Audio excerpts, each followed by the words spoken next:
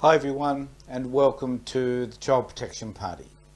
My name's Tony Tonkin, I'm President of the Child Protection Party, and I'd like to talk to you about an issue today which particularly concerns me, as do many issues in relation to kids. I want to talk particularly about poverty. In this particular country, Australia, the lucky country as we like to call ourselves, we are experiencing a moment where not only do we need to consider the way we treat each other in Parliament, in organisations and so on, but we also need to think about how we treat our children, and in particular children who experience, through no fault of their own, a sense of poverty. Now, often from poverty comes a whole host of other unfortunate consequences, namely that a child might find that they're involved in a family where there's a lot of domestic violence, where there's mental well-being issues, where there's anxiety and stress, all of which are sometimes caused by the lack of funds, lack of income. It is estimated that 3.4 million Australians are suffering at this particular point in time as a result of poverty. And there comes a time, I guess, when we need, as a nation, and politicians in particular, need to become more aware of the extent to which poverty impacts children. When we talk about poverty, we're normally talking about parents who have suffering in terms of housing, the amount of homeless people that there are on the streets, number of homeless kids that are also on the streets. And we also need to consider the mental well-being impact, I guess, that poverty also has on all of these people, particularly children. Now, children are not responsible for what their parents do. They are not responsible for the fact that they may live in poverty. But we need to be aware that poverty impacts kids.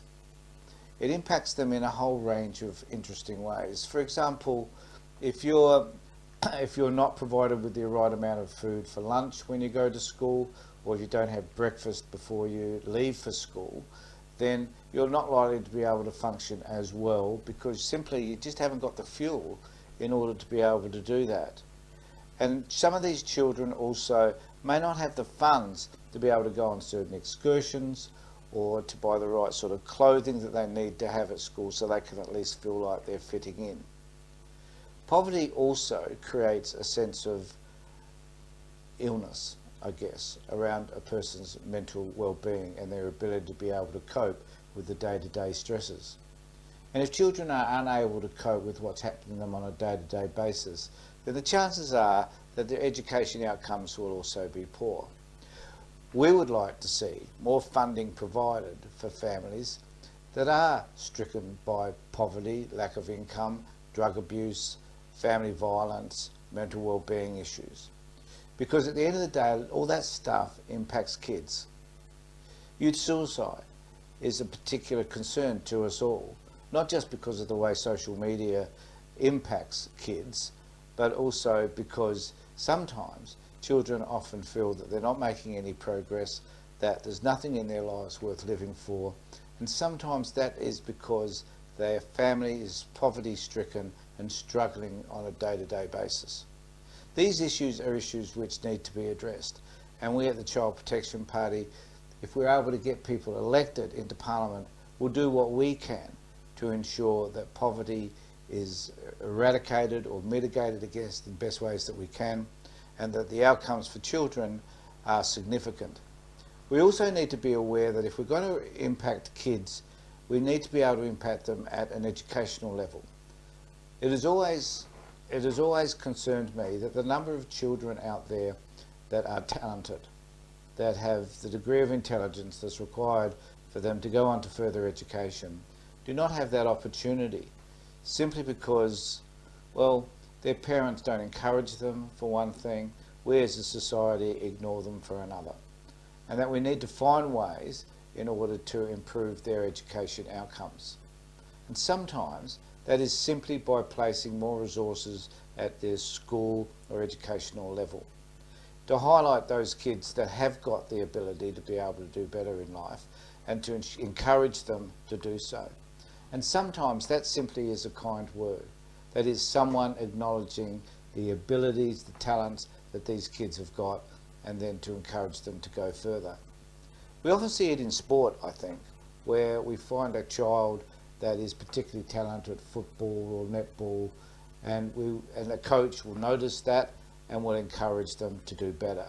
And some of those kids wind up being very successful in their chosen sport. But we don't seem to do that educationally as often as we should, to identify these kids, regardless of their income, regardless of what's happening within their families, to support them to achieve academically. Because if a child can achieve at an academic level, they're going to feel better about themselves in a whole range of areas. It is less likely that a child that is successful in that area is likely to think about ending their own life, for example, is more likely to be able to deal with anxiety and stress than if they were not identified as having specific talents educationally. So we need to focus on these kids, and we need to do more. It is important that these children have all the opportunities that they need to have in order to be successful. Education will raise people out of poverty. Education will break the cycle around poverty. So for us as a society to ignore it, to consider that it perhaps hasn't any real value whatsoever, or to think that these kids, because their parents are poor, don't need us to do something about it, that we ignore them, that we consider them to be lesser than or insignificant, is wrong. And we need to find ways to be able to rectify this problem. The Child Protection Party cares about kids. It is about improving the outcomes for all kids.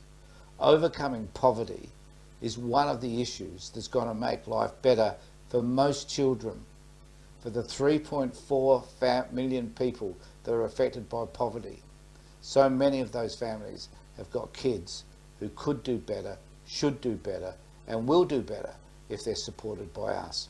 And we need to focus on that. Thanks for being with me, everybody. Take care, look after yourself, and be safe.